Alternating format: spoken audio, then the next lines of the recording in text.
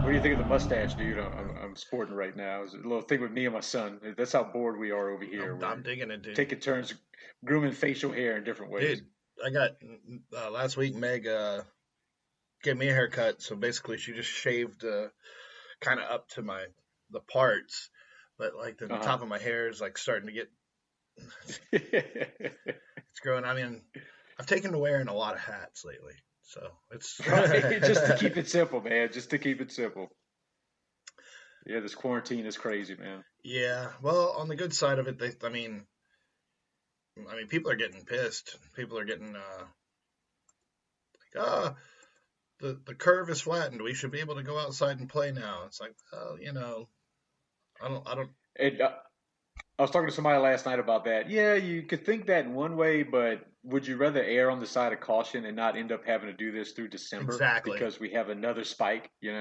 I'd rather take time off right now than this continue on till the end of the year. Totally. I mean, I'm obviously my situation's different than some others because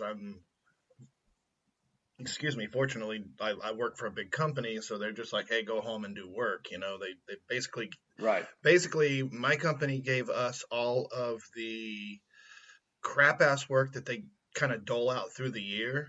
They just said, hey, Uh do huh. all this now. So all of like our computer tests, our certifications, like admin inputs and stuff. So we're not doing anything that we wouldn't be doing. We're doing the stuff that we normally have to take special time to do. So it's And that's good. I was telling somebody last night, his company, he's doing all the safety courses the monthly safety courses they're supposed to do throughout the year. So this is keeping people busy, and a lot of folks, I would say the majority are still working from what I can yeah, see. there's a lot of people still working, and Yeah.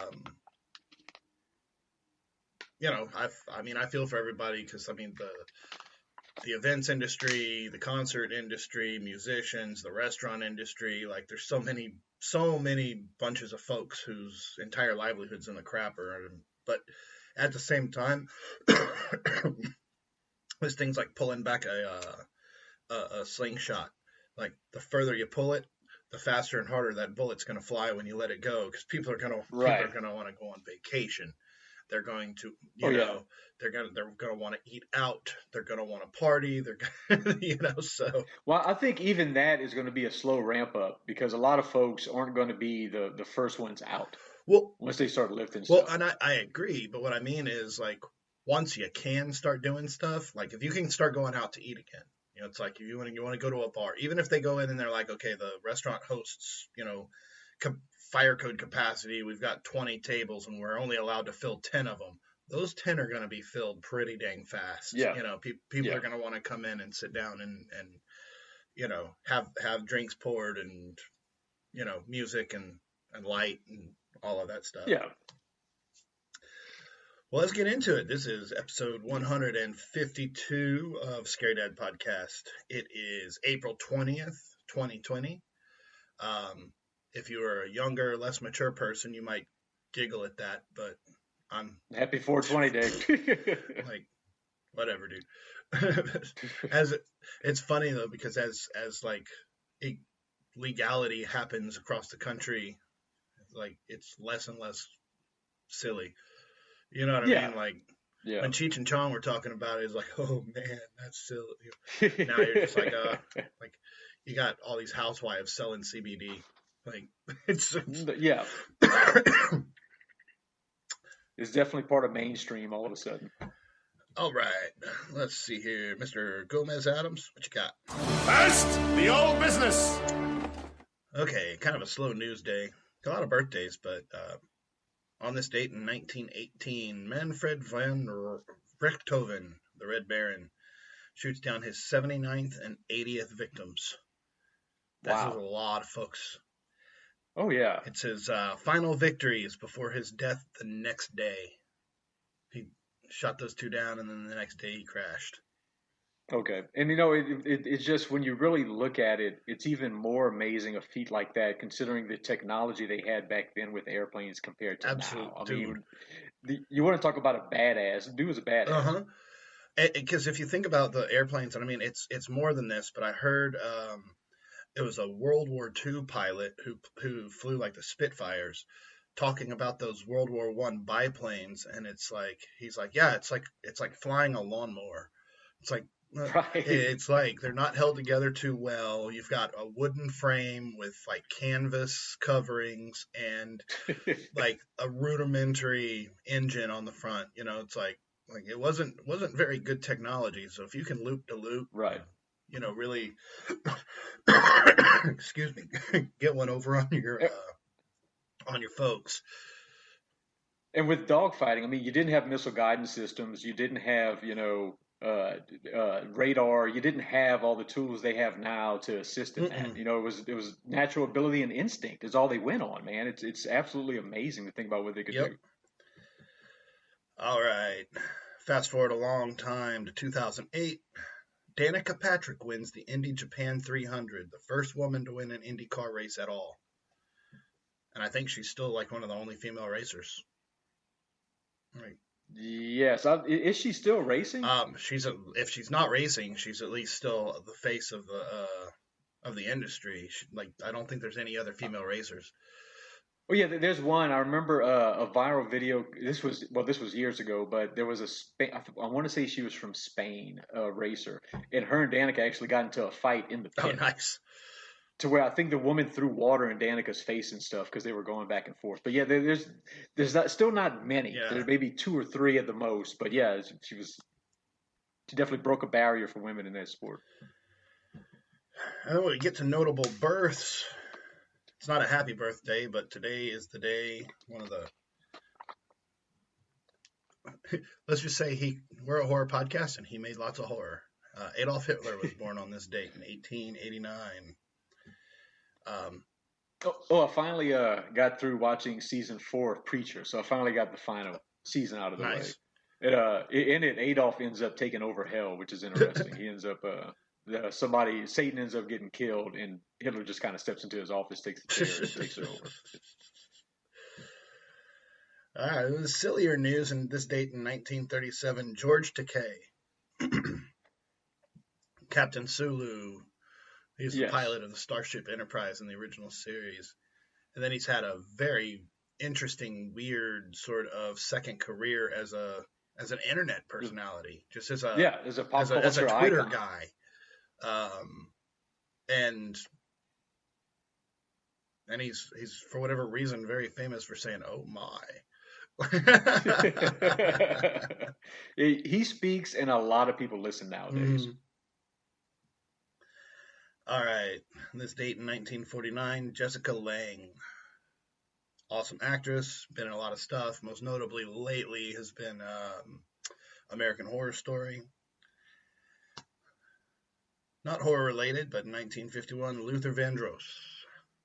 The first major concert I went tickets for a radio show when I was like 13 or 14 for the Luther Vandross concert. That's awesome. Keith Sweat was opening for him, and I went to see him at the Cajun Dome in Lafayette, Louisiana. That's badass. All right, this date in 1964, Crispin Glover. I love him so much. He's just so weird. Dude, he's naturally weird too. Like you can't be that weird. Like it can't be an act all the time because he's been steadily weird for 40 years. Oh and, yeah. Lately at the house, we've been on this kind of kick with the girls. It's like we're tired of watching your same old shows. We want to watch stuff that we can watch too, that we can enjoy. So, strangely enough, I don't know why it was, but like Back to the Future 2 and 3 are both on Netflix, but part 1 isn't. So we ended up having to buy it on Prime or on Amazon. But we watched Back to the Future 1 last night, and like he's a pretty good actor. I mean, the role of George McFly was not couldn't have been easy with his as awkward and kind of weird as McFly had to be. He had to play 2 different ages and stuff. but he Right. got totally sideways with the director by lecturing him about the end of Back to the Future. You heard that story? Like, No, I sure haven't. because you know how like at the beginning they're kind of living, they're basically poor, and Biff's still a bully, and like their whole life sucks. Yeah. And then after the dad showed some assertiveness, and the mother actually fell in love with George because he was a hero and not because he got hit by a car. Yeah, he protected her from Right, something. He and so became the alpha male. so then dad grew up and was actually, so stands to reason that they're better financially off than they were before. Crispin Glover had a big problem with that. He did not like the lesson of Back to the Future being financial or material gain. Like, that wasn't the point. Well, really, there wasn't a point. It was a fun 80s action movie, right? Like, that's really at the heart of it. There was no, like, there wasn't some kind of pronounced moral other than, like, take enough plutonium with you whenever you go in time, But so yeah, he got booted off the sequels. But I could totally see him pointing that out and making that argument, just from what I imagine he's like in real life. I mean, you can see he's the type you can see that his characters are a lot of what he actually is. A lot of his own personality goes into his like character. Spaz dancing in Part 4 of Friday the 13th. Yeah. It's funny because if you watch that video of them dancing, like his dancing is completely offbeat and it's weird, right? Yeah. But it's just completely, it's shaky and spastic and strange. And the music in the background is like some kind of strange dance music. And he's like, oh no, I was dancing to AC/DC. But then if you look at it, you're like, but still. Like, right, why would you dance like that to AC/DC? All right. 1964, Andy Serkis. He's been Gollum. He was in Planet of the Apes, King Kong. He's done a lot of work where he's not actually in front of the screen. And then recently he was in Logan as one of the mutant bad guys. He's been doing a lot of stuff in front of the screen now. Yeah. All right, 1972. Happy birthday, Carmen Electra. Remember old Carmen? She was recently when Fitterman had that sports signing recently over in Pasadena. She was in town for it. Oh. But yeah, I remember her well. All right, and then notable deaths. On this date in 1912, we lost author Bram Stoker, who brought us the good old Dracula. On a quiet, probably stormy weekend back in the day. Right. That's when all those characters were born. 1992, Benny Hill. And in 1999, we lost Ravishing Rick Rude. I remember him well. I was Louisiana boy. All kids watched wrestling back in the day. And what's funny is Rick Rude actually didn't have much talent as a wrestler, but his persona just made him a superstar. Man, there's a lot of those guys that were just. Oh yeah, they actually had no ring presence at all. They sucked. But the Ultimate Warrior, he would just run around slamming the ropes and everything. But he actually didn't have very much athletic ability. He was a huge man though, bro. That was a big. And those guys, a lot of those guys, like I think,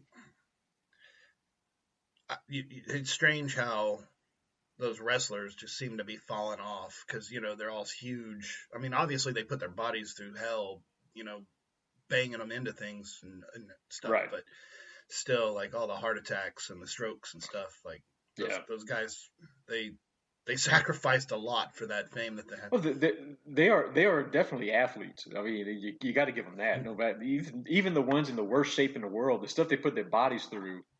You got to have some type of athletic prowess to be able to do that.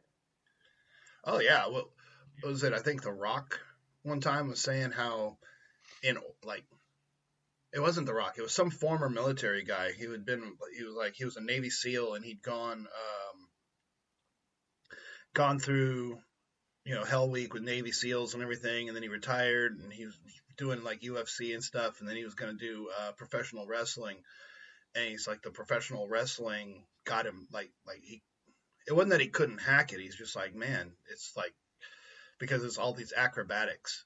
It was a different sort of thing, and it was highly punishing because it's like coordinated aerial face kicking, right? Like it's not just like tumbling. It's high impact as well. And he's just like, yeah, I don't want to do that. Like, never, it's not worth it. So, well, think about what stunt people do with their bodies and stuff with movies and everything. Essentially, you have to have the same ability to be a wrestler. Yep.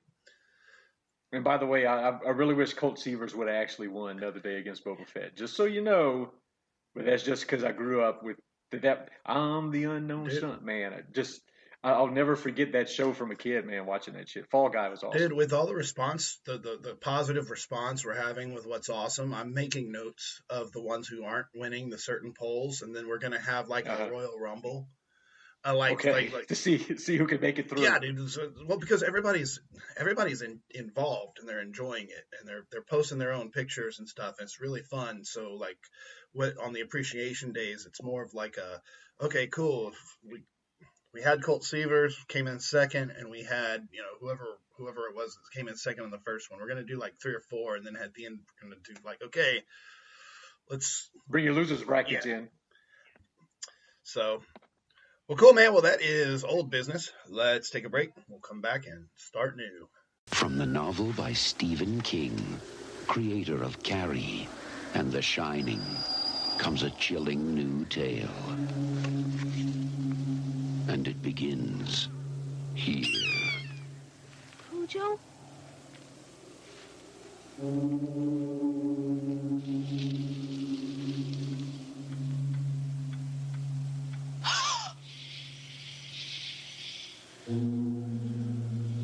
Cujo? Cujo?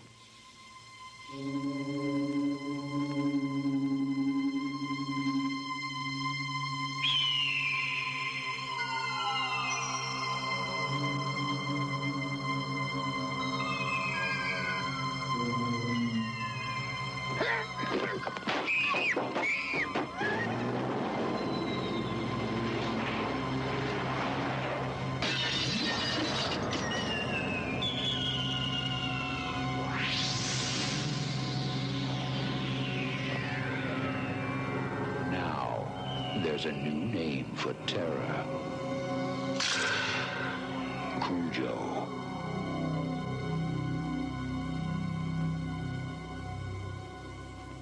Directed by Louis Teague.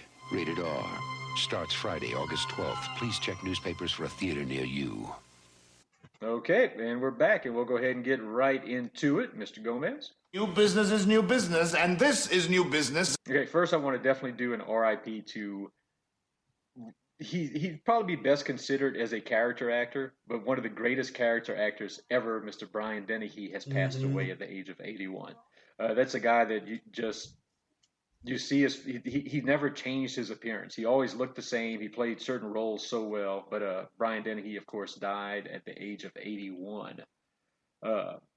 Rambo: First Blood, he was the evil sheriff. He actually played John Wayne Gacy in a TV movie called To Catch a Killer, and just Tommy Boy, just so much stuff. That Cocoon, he's just been in so much stuff, and he's one of those guys that we grew up seeing in character roles in so many movies, like made for TV type stuff, and and even the show. I don't know if you watched Blacklist, but I've watched most of them on Netflix and stuff. But he had the last role I know of him in was in Blacklist, where he just Brian Dennehy, just all recognizable to everybody. Not everybody might know his name, but they've seen a movie with him in it. For sure. Definitely. So rest in peace, Mr. Brian Dennehy. And let's get on to some cooler stuff. As you may have heard, Doctor Strange 2, it's been confirmed that Sam Raimi will be directing the next installment of Doctor Strange, which is, I can't wait. One, I can't wait to see the Bruce Campbell cameo, because, he's going to be in there somewhere. So what? And just to see what Sam Raimi what I'm can really, do really hoping, because if you remember the beginning of Army of Darkness, or at the end of Evil Dead 2 to the beginning of Army of Darkness, where he got sucked into the portal, and they have in Doctor Strange, that's how they travel is through those portals. I think it would be awesome if Doctor Strange is like wrapping up a portal and like Bruce Campbell, or not Bruce Campbell, but Ash flies through.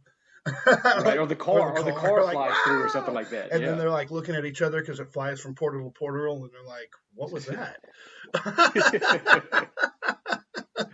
You know he's going to have some surprises in it. Sam Raimi is just known for his particular style of directing, which, like I said, I can't wait to see what he's able to do with Doctor Strange. I didn't when the first Doctor Strange movie came out and the character started showing up in Marvel movies. I actually wasn't that receptive to it. I guess it didn't excite me enough to where I went seeking out to watch it. But once I finally actually watched the Doctor Strange movie, it was awesome shit, man. See, that was the thing, is like as a character, and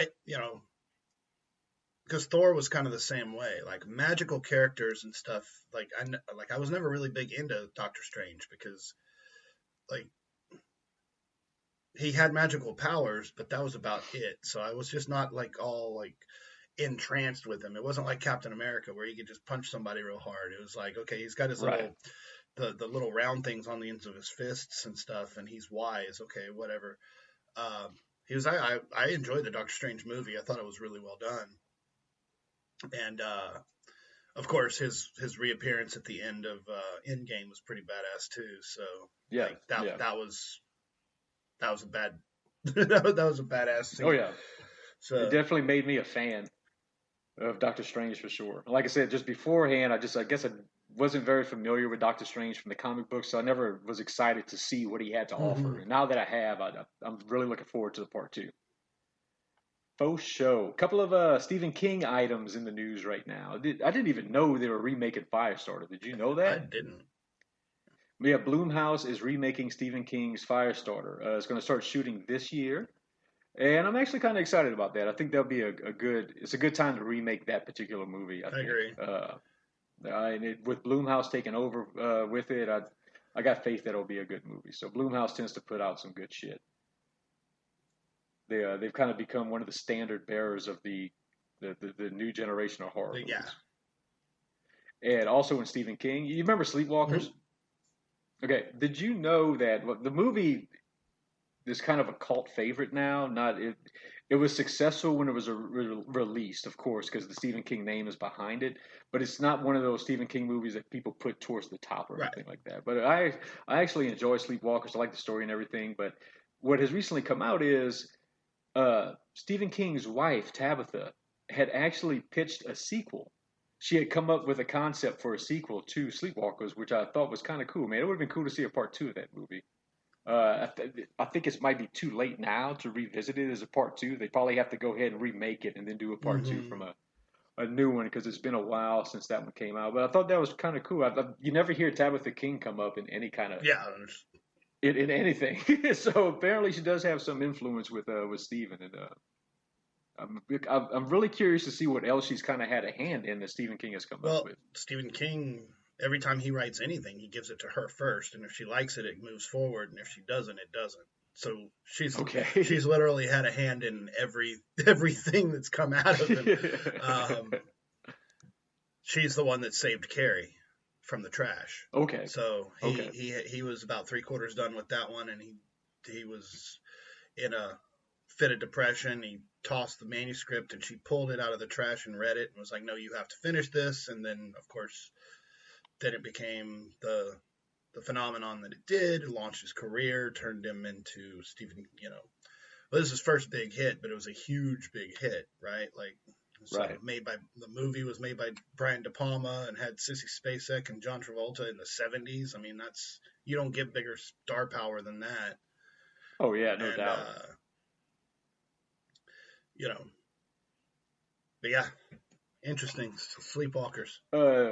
And the last thing, just something that is now on my must-have list for whenever it gets released this year, but Trivial Pursuit is coming out with an Ultimate Edition horror. I saw that game, which it just sounds like it's going to be pretty badass. I used to love playing Trivial Pursuit. Of course, I haven't played it in forever and a day, but this is one that I think I'll be getting into. The thing is, with it being specific to horror, you got to find people to play against.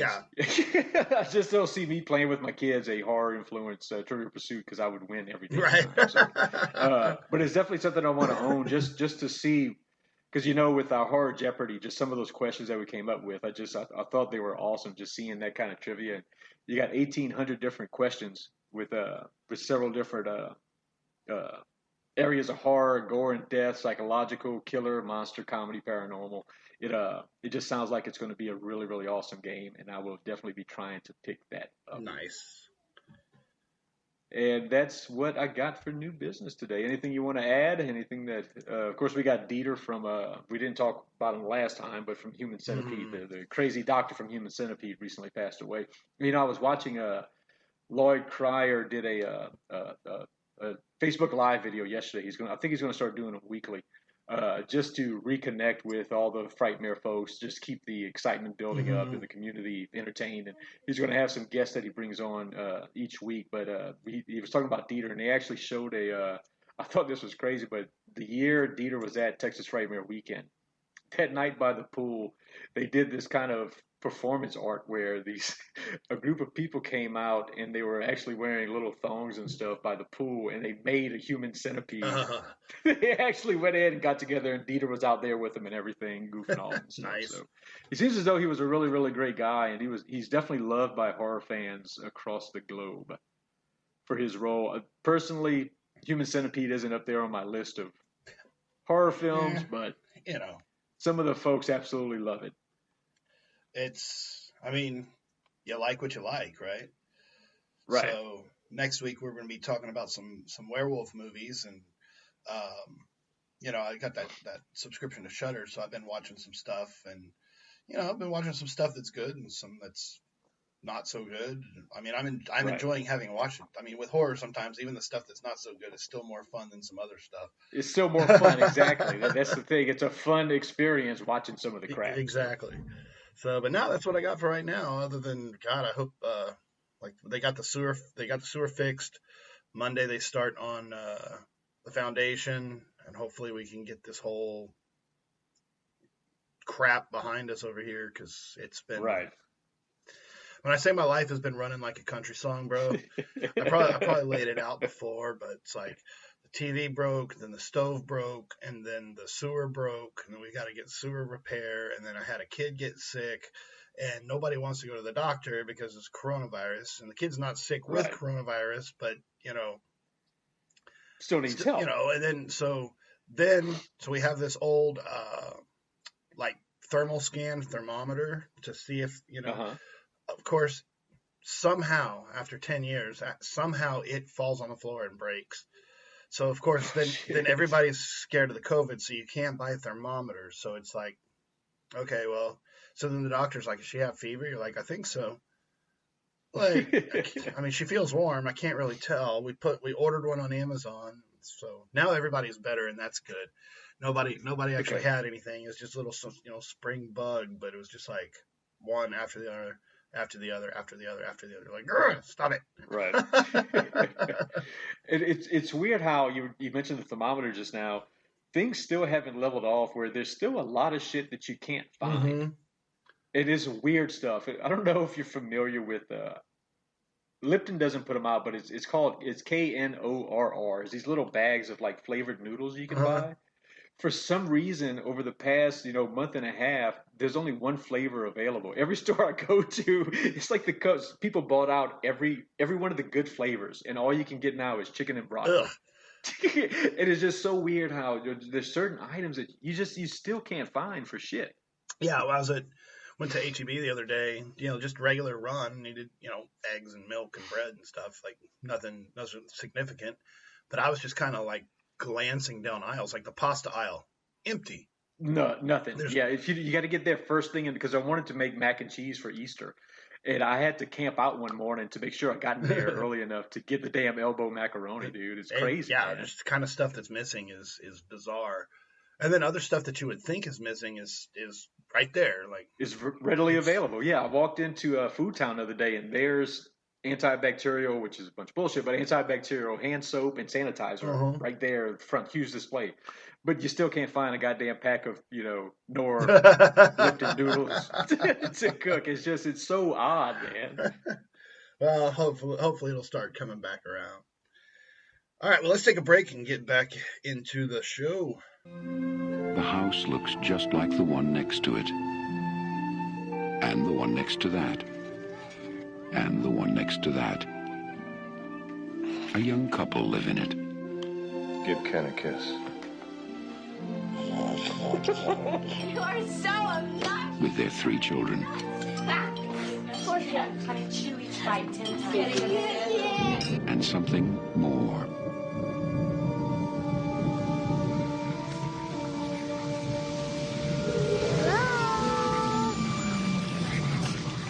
They're here. Sweetie, remember last night? Do you remember when you woke up and you said you were here? Uh-huh. Well, who did you mean? Who's here? TV people. Something's funny going on here next door. Something, We were wondering if maybe you had experienced any disturbances lately. What kind of disturbances? I don't know what hovers over this house. I've never sensed anything like it. That thing is in there with my baby! They're hundreds. Now Steven Spielberg crosses a frightening new threshold into a world within our own. Its form is revealed. What is it? Its focus is clear.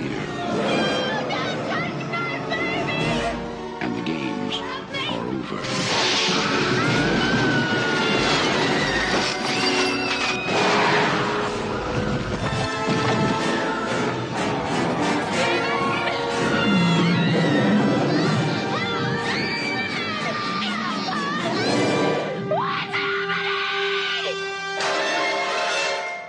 Poltergeist. It knows what scares you.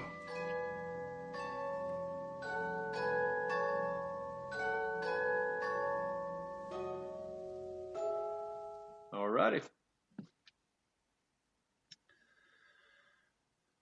All right, dude. Well, let me ask you a question, because we've talked about this several times throughout our podcast over the last couple of years, and it's one of those things that whenever I encounter it, sometimes I have to be like, so do you actually like movies, or are you just want to be a negative critic? So when you sit down to watch a scary movie, like, are you trying to like be balls out, not scared, or do you just want to sit down and be entertained? And if it pops out like, oh, hey, I'm scared, that's awesome, it got me, right? Like, do you sit there and try to analyze it, or do you just enjoy it?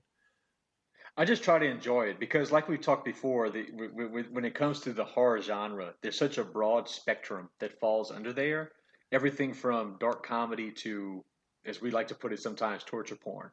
So I usually go into it with an open mind, just ready to be entertained. And if it ends up being really, really scary, then that's all the better. Right.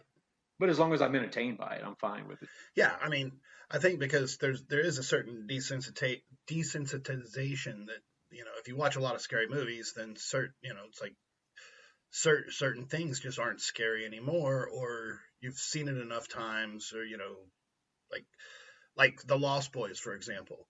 Like, I remember probably about a year ago, like when we were doing Fresh Eyes on Lost Boys, right?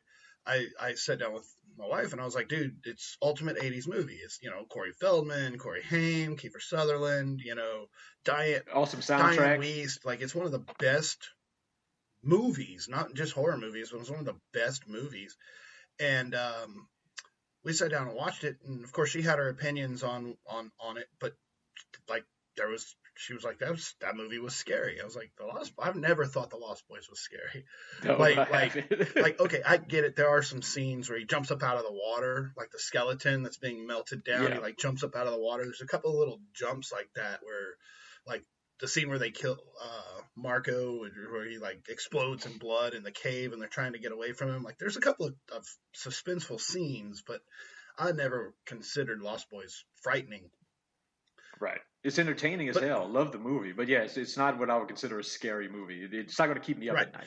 So often whenever I watch a movie or read comments or people are talking about this one or that one or this is great or whatever, one thing I keep running into is like, oh, they were just using tropes.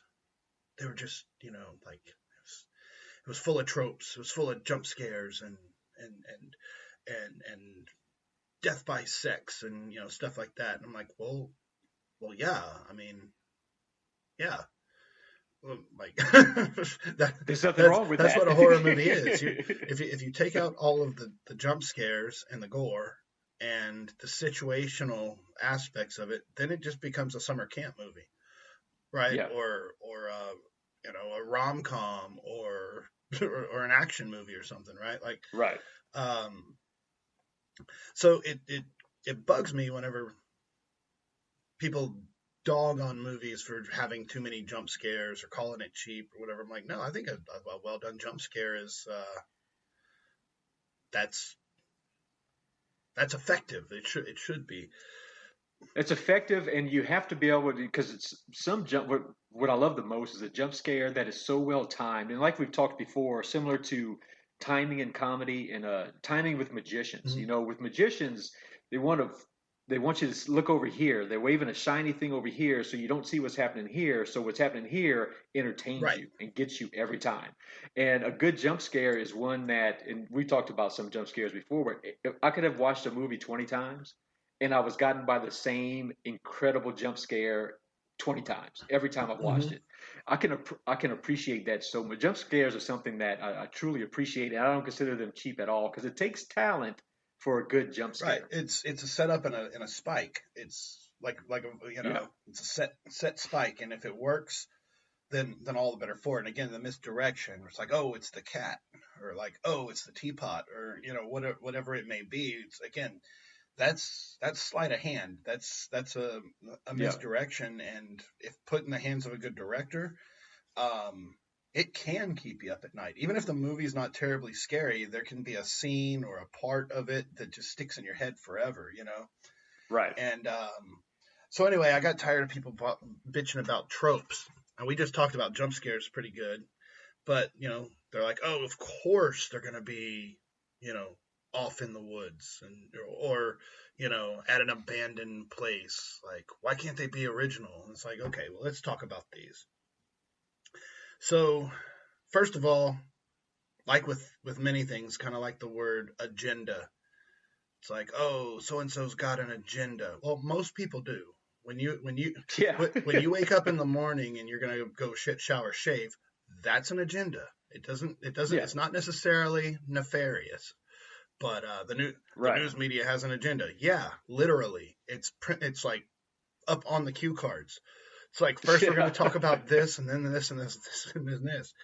So a supermarket has an agenda with its layout. It's designed to get you to walk through certain areas where you're going to end up grabbing items that you might not necessarily have grabbed. Agendas are everywhere. Right. So when we talk about a trope, it's always placed as if it's a negative, but the definition is the use of figurative language for artistic effect.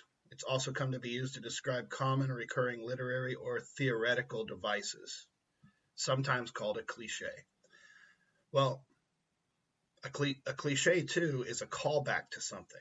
It's something that happens so often that you're familiar with it and you understand it thoroughly without having to be explained. So if you've got a short period of time and you want to get your point across, you use a cliche so people are like, oh, that's what that is. I recognize that thing, like the masked killer or, the broody loner or something like that. It's like, yeah, we don't want to have to spend like Halloween, Rob Zombie remake, where he has to spend like an hour and a half explaining Michael Myers' shitty background. No, he's just some crazy kid who stabbed his sister and then move on. So let's see, what's one of them? The abandoned place. What is scarier than an abandoned place? It's an effective trope with horror movies. Yeah, because you don't know what's around the corner, and you don't know you don't know what's in the basement, and you don't know if the danger is, a person. It could be a monster. You know, it could be a rabid badger in there, right? Like Cujo, for example. Right. It's like you don't know what the danger is until it's explored, and then once it's explored, then maybe it's not dangerous at all, but it's scary the whole time you're exploring it.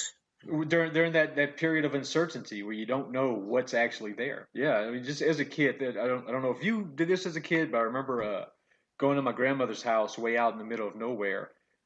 They had a barn that was used at one time or another, but wasn't used anymore. And just going every time I go explore that barn, it's an abandoned place that I have no idea what's in there. You don't know what you're going to run into. It's an effective trope, Yeah. you know, that I can appreciate.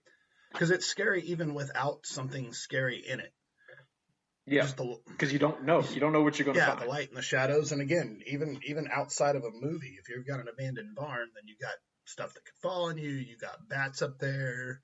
You know, you can have stuff living in the hay. Like it's then you add something malevolent in there. That makes it worse. You know, add something not cool. All right. Here's the thing, the no phone coverage, the car doesn't work, or you can't call for help. Well, all three of those things is a legitimate human fear. The inability to call for help, the car doesn't work, or whatever else. And sometimes it's done well. Like I know we mentioned it that one time that like in Friday Part 3, like everybody's like, oh yeah, the car doesn't work. Yeah, the car doesn't work because the guys at the beginning drained the vehicle of gas. Remember? Yeah. It wasn't an afterthought that this car just broke down. Like in Back to the Future, the car breaks down like constantly. It's like that's a pretty shitty car. Yeah, for no reason. Yeah, it leaves a plot hole as to why is the car doing that. Yeah, Friday the 13th Part 3 did it well because they there was the setup, and then that's when the trope happened. So it was definitely no plot holes. It was good continuity. It made sense. Right. You know, the no phone coverage. I have a series of master classes from. It's called Masterclass, and it's like writing workshops and stuff, and it's done by like Neil Gaiman did one, and R.L. Stine, who writes all the children's horror stories. Right. He's like, you have to get rid of the phone. Like the phone has to be the first thing to go. You got to figure out a way to get rid of the phone, because as long as the phone's available, all they got to do is call the police. Yeah, there's a lifeline for you to go ahead and get help. He's like, so you got to find a way to get rid of the phones. You got to shut down the power of the internet, something, because otherwise there's no menace. And it's like, is it a trope?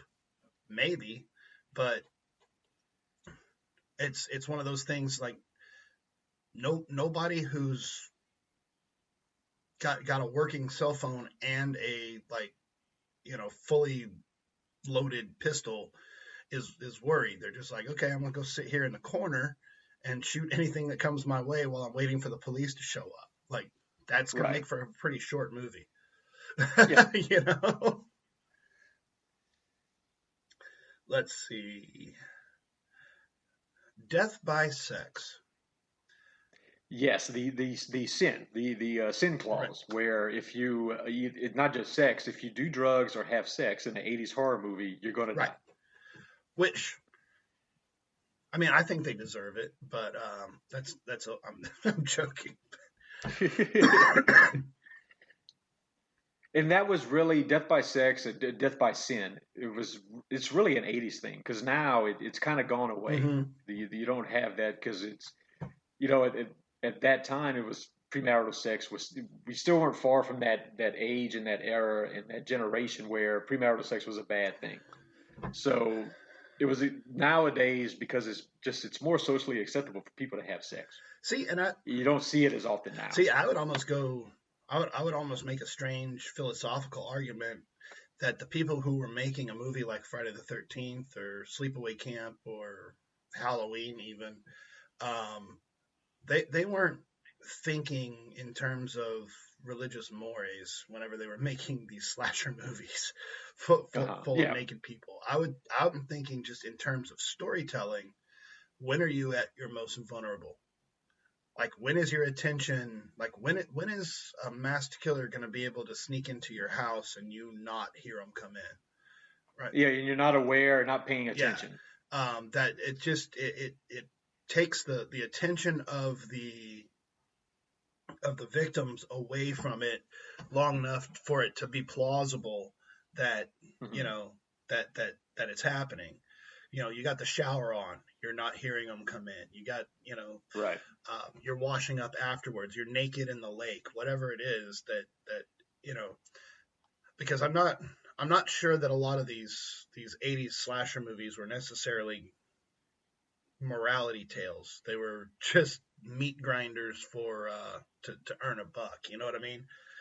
Yeah.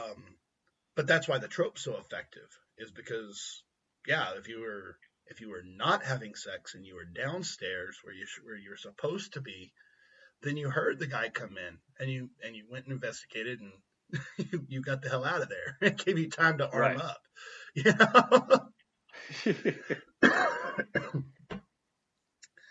Let's see here.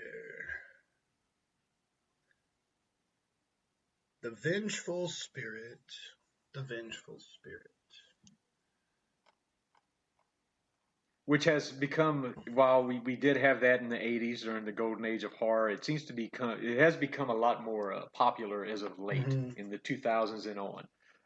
And I think a lot of it has to do with the proliferation of ghost hunter. Just people's interest in the paranormal has increased tremendously.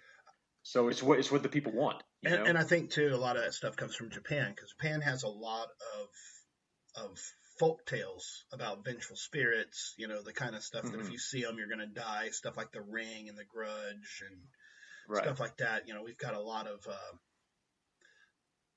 of stuff that was remade from Japan, Japanese cinema, that has that as kind of a central theme. And it's like we said with those Japanese ghosts, they're not going to be satisfied. They don't care. They're not safe. It's like, oh, well, we found the little girl and we put her in a proper grave, and she's like, I'm still dead, and I'm still killing you. I don't care. And but yeah, I mean, the opposite to a vengeful spirit is a peaceful one. So why are they scary? It's like, they're just like, well, it's like, I think there's a ghost in her house, and all she wants to do is paint rainbows and smell like petunias. It's like, okay.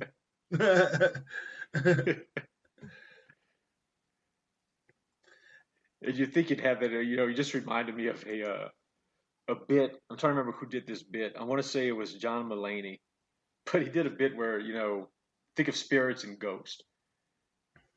How come every paranormal show or movie where they're dealing with, vengeful spirits, they died in the early 1900s or the 1800s? There's no new ghosts.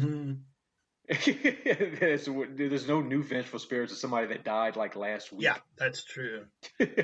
No, they're always in Victorian garb. They're not wearing their Rage Against the Machine T-shirt and they're ripped jeans. They're chained while they're dangling in the effervescence.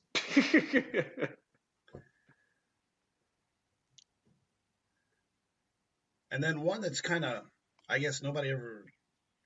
It was coined only in the last several years, but the whole idea of the final girl. It's like, well, in my opinion, a final girl is a lot more interesting to see, the call it the David and Goliath sort of offsides battle against a heavily armed homicidal maniac and everybody loves the underdog and wants to see the underdog achieve. Yeah, if it was some big burly dude named Sven who pops in with his own machete and just takes him down and be like, well, that was kind of interesting, but it's not very compelling. Right.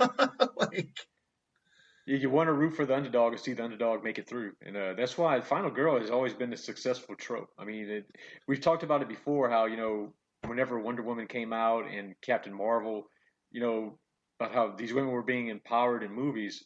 Horror movies have been empowering women for a long, long time. Yeah, when they're like, oh, it's the first female lead in an action movie. And you're like, Alien. We've been loving some Ripley for a long time. Oh yeah, yeah. Private Benjamin, Goldie Hawn.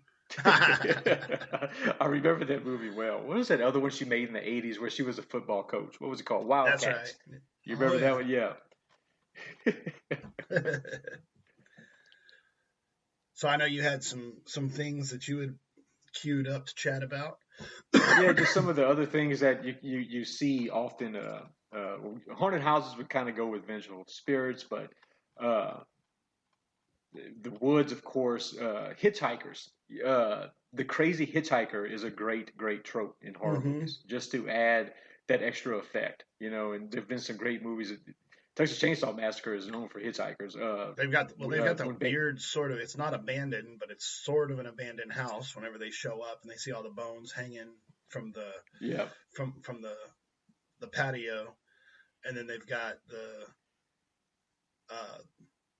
It's not a haunted house. I mean, I'm sure it is, but it's. There are worse things that are living than there are haunted. The abandoned place. The can't call for help. I mean, the jump scares. Texas Chainsaw Massacre has it all. That's why it's such a classic.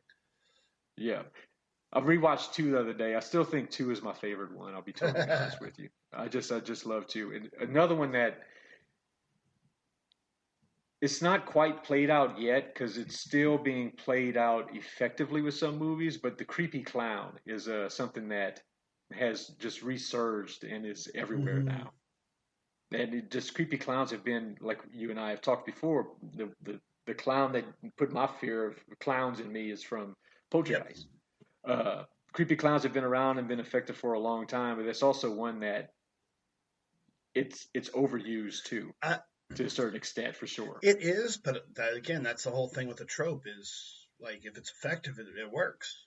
Yeah, that's what I'm saying. It's still, for the most part, it's still effective. People are doing it very well. The Terrifier, the Zombies is another one that's kind of been around for a long time. And I guess you see more of the ineffective use of some of these things just because of independent film streaming services. You start to see some of the stuff that, I love independent filmmakers, but not all of them are good.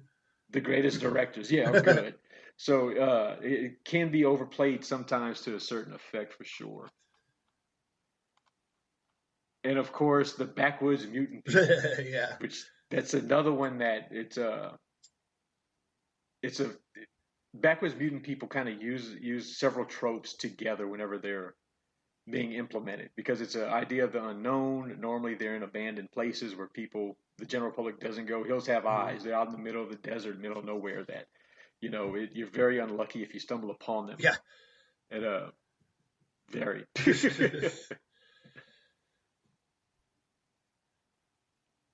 yeah, the inability to call for help, I think, is what makes a lot of these too.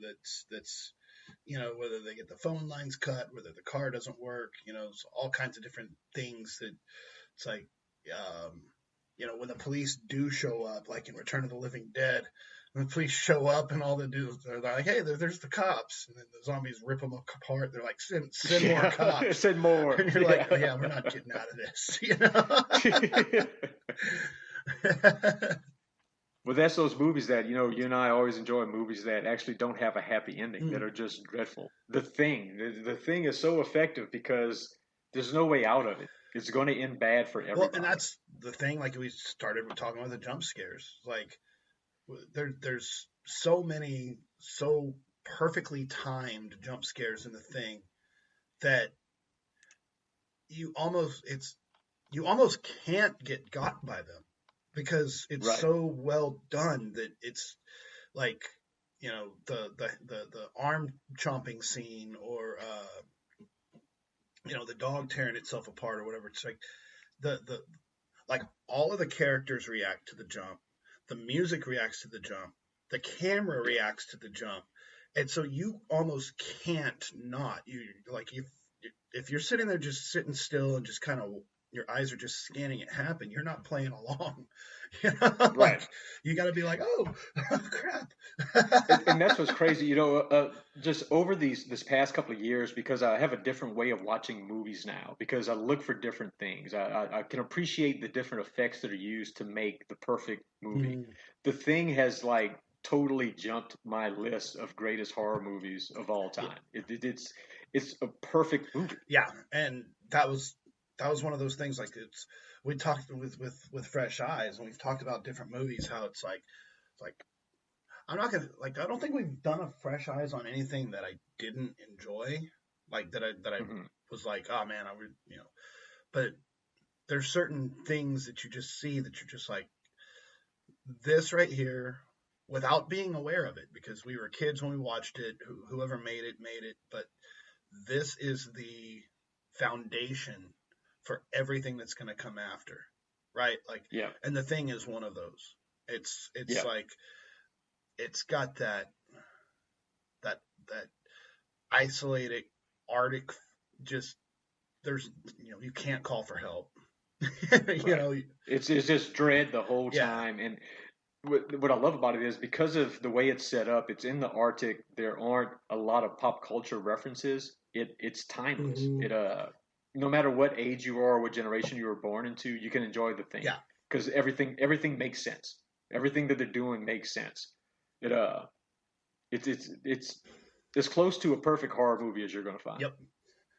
The Fly. We did the fresh eyes on The Fly. That was another one of those that was like, as a kid, like we just had a conversation, because we watched Back to the Future last night, and so I was like, okay, what's another fun '80s movie that the kids can enjoy that's not, and I was like, how about Short Circuit?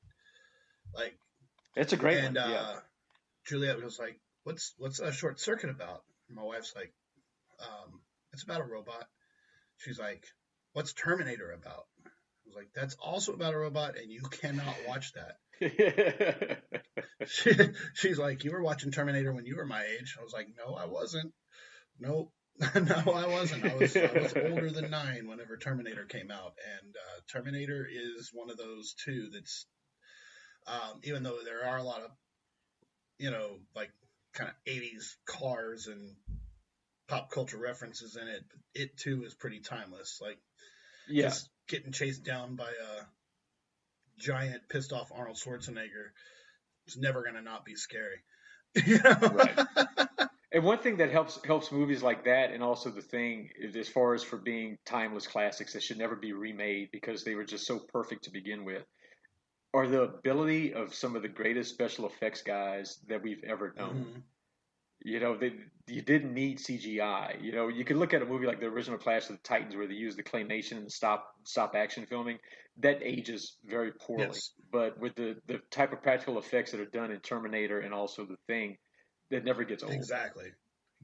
It never gets old, man. Well, I have gone through my list, man. What else you got? Let's talk about some things that are upcoming. We are going to revive Fresh Eyes. I think we're going to do a triple play next week. We're going to be chatting about American Werewolf in London, Ginger Snaps, and The Howling. Just a couple get our werewolf on next week.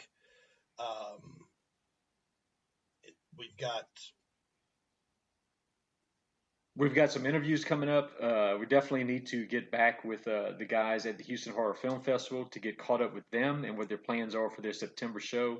I'm curious to see. I meant to message Lloyd the other day to see what the chances are that since the timing of Texas Frightmare Weekend has moved to a different month, does that open the door for some more guest announcements for some folks that weren't maybe available in May before and we may be seeing now, which that's pretty exciting. And definitely we need to set up ourselves to where we can start doing some interviews, because I know I'm sure you've been keeping up with Quarantine Con that's going to be going on with Dirk Strangely. He's looking to get with some podcasts to see about doing some interviews there also, and we've got some exciting stuff coming up definitely with the podcast. Yep, and I'm all set up for it now that we've kind of got this thing situated to where we're sounding proper. Then absolutely,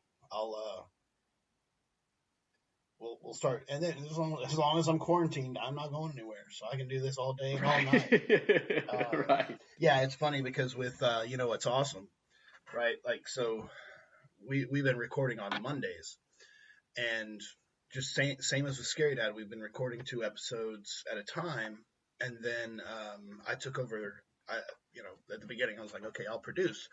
So if you've listened to It's Awesome, there's some sound effects and just different stuff in it. We did our Saturday morning cartoons episode, and I went back and told Rick, I was like, dude, that's probably going to be the high water market for the special effects, because it was like that production takes a while to get everything like lined up and proper. Yeah. But I just turned in episode 5, so that should be hitting on Tuesday, which is tomorrow. Scarydad is hitting today, which is Monday. And I'm going to reach out to Dirk, reach out to John. We can reach out to Troy. Let's get some interviews lined up. And, yeah. And have some fun. Have a good time, man. So cool, man. Well, until next time, let's keep it scary. Later.